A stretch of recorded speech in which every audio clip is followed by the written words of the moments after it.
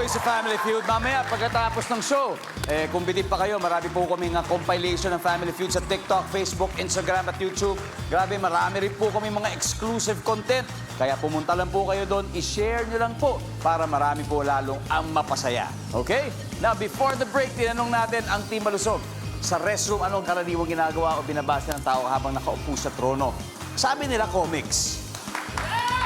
Ngayon, pag tama sagot nila, maaagaw nila ang pinaghirapang puntos ng Flor de Luna. Pero malalaman muna natin kung ano ba mangyayari sa round na ito. Comics. Boom!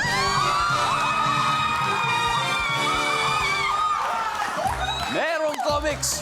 Kaya panalo sa round na ito ang Team Malusog. Meron na silang 205 points. Ang Team Flor de Luna ay may 23 points pa rin. Pero may isang round pa tayo. Gaya ng sabi ko sa'yo, mahalaga yan, Moira. That's right. Moira and Prof. Albert, it's time to play the final round. Come on.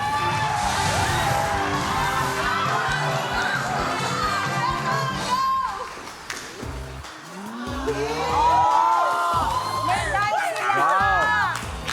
Top 4 answers are on the board. Kapag may parating na bisita sa bahay, ano ang una mong nililinis? Go! Moira. CR. CR. Unang nililinis ang CR. Tama ba yan, survey? Meron pa mas mataas, Prof. Albert. Kapag may paparating na bisita, anong una mong nililinis? Sala. Sala. Nandyan ba ang sala? Yes. Pass or play, Sir Albert? Play. Play. Moira, balik muna. Balik muna. Okay. Dalawang hinahanap na lang natin tamang sagot. Kung makuha nyo to, panalo na kayo. Miss Cheryl, anong unang nililinis pag may paparating na bisita sa bahay? Garahe. Garahe. Nandiyan ba ang garahe? Wala. Ashley, ano kaya to? Wala. Kusina. Kusina. Nililinis ba ang kusina? Yes. One more, Alex.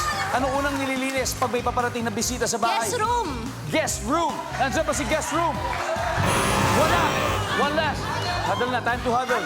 Sir Albert, pag may parating na bisita, ano kayang unang nililinis sa bahay? Bedroom? Bedroom. Okay. Kung tama sila dito, game over. We'll see. Nandyan ba ang bedroom? Wala. Ito na yung chance. Moira, recommendation sa mamo, pag may paparating na bisita sa bahay, anong una mong nililinis? Dining room. Dining room. Ina. Garden. Garden. Jelly. Katawan ko. Wow, katawan! Iba-iba mga sagot, Miss Janice. Ulitin ko. Kapag may paparating na bisita, anong una mong nililinis? For the win, you have 3 seconds. Garahe. Garahe! Usapan natin! Garahe, kasan sila dati? Garahe. Yun, doon nakapark ang kotse mo, di ba? Na yun eh! Hindi yun, hindi ko na din. Anyway, sabi nila, garahe. Ang sabi ng survey sa garahe ay... Wala! Sayang, nasabi na yun. But anyway, Ano ba yung last? gusto natin malaman ano kaya ang hindi natin ako. Everybody, Baka naman mali din number tayo. 4, please. Sahig. Sorry, hindi rin Mali tayo. rin. Okay lang kami. Okay lang yun. Okay, Anyway, okay lang kami. Hindi ang namin ating alam pong final masagot. score, Team Balusog, 481 points. Team Flor de Luna, 23 points. Maraming salamat. Okay, it was fun.